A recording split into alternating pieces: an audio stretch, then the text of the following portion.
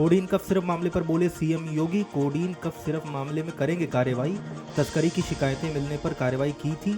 हमने बहुत सारी गिरफ्तारियां की हैं। माफिया के संबंध समाजवादी पार्टी से रहे हैं। हर माफिया के संबंध सपा से हैं। किनके पास धन गया सब सामने आएगा, जांच होने दीजिए। सदन में सुधाकर सिंह के निधन पर बोले सीएम योगी, कहा सुधाकर सिंह सदन के वरिष्ठ सदस्य थे, गरीबों की सेवा करते थे। सुधाकर सिंह लोकतंत्र सेनानी थे, क्षेत्र के विकास पर उनका जोर था। अखिलेश यादव ने एक्स पर किया पोस्ट, लिखा 5 बड़ा या 7, विधायक बड़ा या सांसद, राज्य बड़ा या केंद्र, राज्य सरकार का मंत्री बड़ा या केंद्र सरकार का। फिर सवाल ये है कि 5 बार के विधायक को भाजपाई राष्ट्रीय अध्यक्ष बनाते हैं और 7 बार के सांसद को राज्य का अध्यक्ष।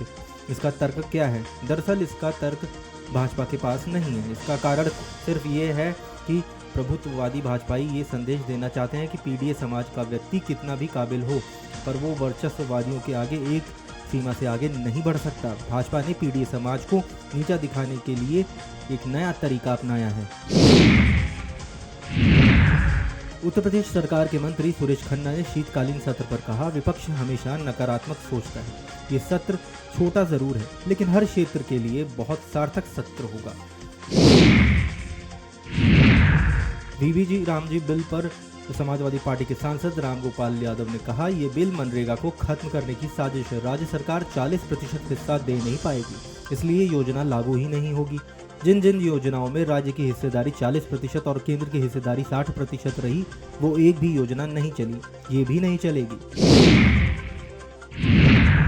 राज्यसभा सांसद कपिल सिब्बल ने वीबीजी रामजी बिल पर कहा, मनरेगा एक ऐसी योजना थी जो गरीब लोगों के लिए बनी थी। कोविड के समय ये योजना बहुत काम आई, नहीं तो बहुत परेशानी होती।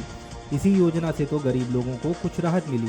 इस योजना का भी ये लोग राजनीतिक दुरुपयोग करते हैं। सबसे दुख की बात है कि इस योजना के तहत केंद्र सरकार का आर्थिक योगदान 90% है और राज्य सरकार का योगदान 10% था, लेकिन उन्होंने कहा कि केंद्र का योगदान अब 60% होगा और राज्य सरकारों का योगदान 40% होगा।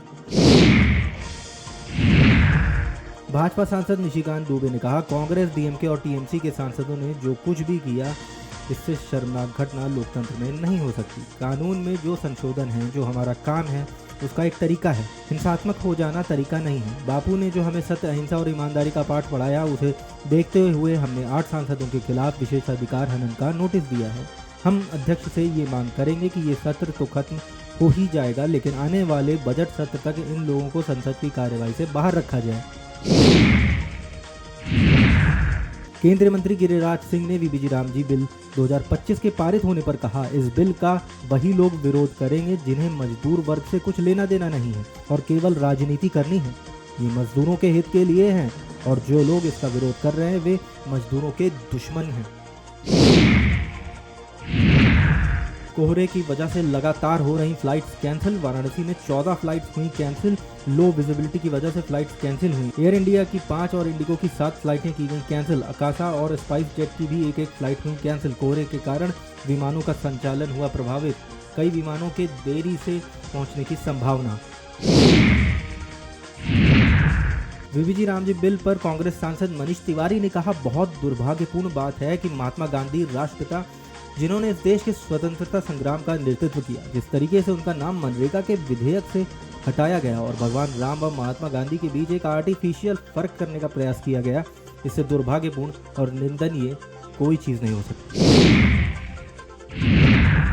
कांग्रेस सांसद प्रियंका गांधी वाड्रा ने वीबीजी रामजी बिल पर कहा, संसद का सत्र इतने दिनों से चल रहा है, लेकिन आप आखिरी दिनों में कुछ बिल लेकर आते हैं और उसके लिए कम समय रखते हैं, उसे हड़बड़ी में पास करते हैं। ये अपने आप में संदिग्ध बात है। उन्होंने आगे कहा, प्रदूषण पर चर्चा क्यों नहीं हो सकती? चर्चा होनी चाहिए, सबकी बात सुननी चाहिए।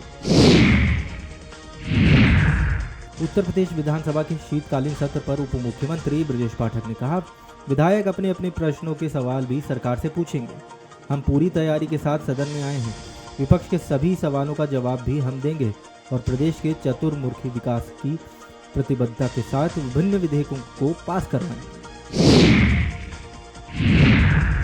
आपके राष्ट्रीय संयोजक अरविंद केजरीवाल ने एक्स पर पोस्ट किया, लिखा, ये गर्व की बात है कि आज हरियाणा विधानसभा में भी पंजाब की आम आदमी पार्टी सरकार के जन कल्याण के कामों पर चर्चा हो रही है।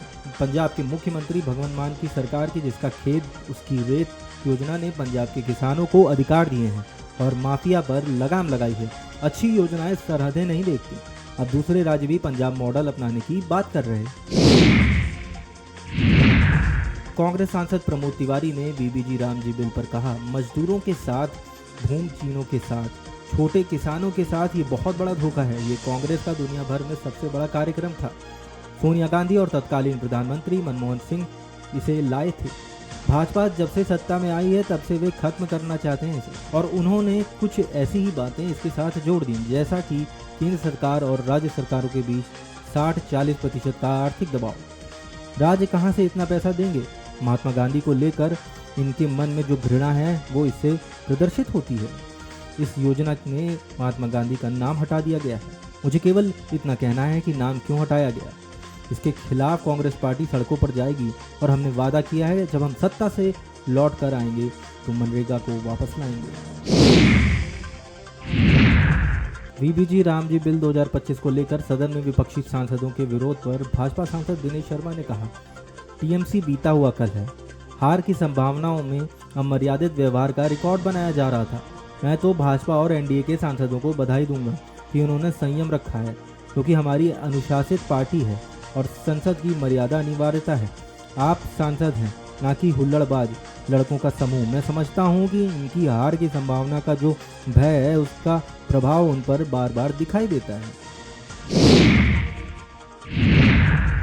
बीबीजी रामजी बिल पर कांग्रेस सांसद उज्ज्वल रमन सिंह ने कहा, निश्चित तौर पर विपक्ष की आवाज को नकारते हुए और भारी हंगामे के बीच इस बिल को पास किया गया है। विपक्षी आवाज को अनदेखा किया गया है। इन्हें बिल को सेलेक्ट कमेटी को भेजना चाहिए था। एक जन विरोधी और एक मजदूर विरोधी बिल को इन लोगों ने पास किया है। इतिहास इन लोगों को कभी माफ नहीं करेगा। उत्तर प्रदेश विधानसभा शीतकालीन सत्र के दौरान समाजवादी पार्टी के विधायकों ने कफ सिरप विवाद को लेकर विरोध प्रदर्शन किया। समाजवादी पार्टी के विधायक मुकेश वर्मा ने कहा, दवा के नाम पर जहर बेच रहे हैं, बड़े बड़े लोग शामिल हैं, इनके घर पर कब बुलडोजर चलाया जाएगा? जहर का धंधा बंद किया जाए। समाजवादी पार्टी के विधायक ब्रजेश यादव ने कहा, पूरे के पूरे प्रदेश और देश में इस बात की चर्चा है कि भाजपा के लोगों ने जहरीली कफ सिरप को पिलाने का काम किया है, जिससे गरीब के बच्चे की मृत्यु हुई और अरबों खरबों रुपए कमाकर लोग विदेश भाग गए। भाजपा की सरकार ऐसे लोगों को संरक्षण देने का काम कर रही है। ऐसे लोगों को सरकार तुरंत गिरफ्तार करे और जेल भेजने का काम करे। सांसदों द्वारा गाना गाते हुए प्रदर्शन करने पर भाजपा सांसद कंगना रनौत ने कहा, गाना गाकर इनमें भी देशभक्ति की भावना आएगी और ये अंततः देश के हित में सोचना शुरू करेंगे, क्योंकि अब तक तो ये सिर्फ राजनीति और पार्टी की ही बातें कर रहे थे।